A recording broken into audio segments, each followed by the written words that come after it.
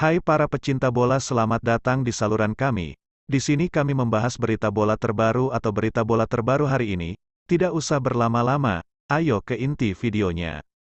Kalah telak dari Jepang, pelatih timnas Indonesia Patrick Kluivert langsung beralasan karena skuad timnas Indonesia. Yaps, seperti kita tahu timnas Indonesia kalah 0-6 saat menjalani laga terakhir kualifikasi Piala Dunia 2026 putaran ketiga. Namun, perlu kita tahu ini bukan kekalahan perdana timnas Indonesia atas Jepang. Di mana saat Jepang bertamu ke markas timnas Indonesia sebelumnya, mereka juga berhasil membantai timnas Indonesia 0-4. Dan karena dua kali mengalami kekalahan, Patrick Kluivert melihat sesuatu yang berbeda antara timnas Indonesia dan Jepang. Ya, kita semua tahu Jepang merupakan tim yang sangat kuat di Asia. Bahkan, Jepang dapat dikatakan tim Asia terkuat saat ini, jadi menurut Patrick Kluivert wajar saja timnas Indonesia kalah telak.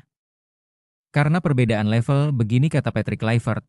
Ya, memang benar dalam beberapa menit saya berpikir kami baik-baik saja. Tapi mereka tim Jepang, saya juga mengatakannya kemarin, mereka tim yang memiliki banyak kualitas dan sudah level Piala Dunia, ucap Patrick Kluivert. Secara individu dan kolektif, mereka tim yang hebat, apalagi yang bisa saya katakan? Tentu saja saya sangat kecewa dengan hasilnya, tetapi karena kekalahan ini kami perlu belajar dari situasi ini. Saya pikir ini adalah momen pembelajaran yang sangat penting secara individu, sebagai pelatih, tetapi juga sebagai tim. Kami perlu belajar dari situasi ini, jelas Patrick Kluivert. Exco PSSI Arya Sinulinga singgung Patrick Kluivert usai timnas Indonesia dibantai Jepang. Seperti kita tahu Jepang sukses mengalahkan timnas Indonesia dengan skor telak 6-0. Namun, kekalahan ini dapat dikatakan wajar terjadi, sebagaimana Jepang adalah tim yang sangat kuat dalam grup C. Tapi meski begitu ada faktor lain yang menyebabkan timnas Indonesia kalah dari Jepang. Nah, apakah ada kaitannya dengan Patrick Kluivert dan apa kata Arya Sinulinga? Faktor pertama, pada pertandingan ini timnas Jepang tak menunjukkan belas kasih dengan menurunkan pemain lapis, di mana Hajime Moriyasu menurunkan pemain terbaik mereka. Bahkan Wataru Endo, Takefusa Kubo yang sebelumnya tak diturunkan saat menghadapi Australia justru menjadi starter pada laga ini, jadi tentu timnas Indonesia dibuat kesulitan oleh Jepang karena mereka tampil maksimal pada laga ini. Selain itu, timnas Jepang juga tampil sangat percaya diri pada laga ini karena mereka tampil di kandang sendiri menghadapi timnas Indonesia. Dan begini sindiran Arya Sinulinga untuk Patrick Kluivert, 4x main, 2x menang dan 2 kali kalah, ucap Arya Sinulinga dalam sebuah unggahannya di Instagram, kalah segala sisi, Jepang sebagai negara nomor 1 di Asia dan rang 15 dunia.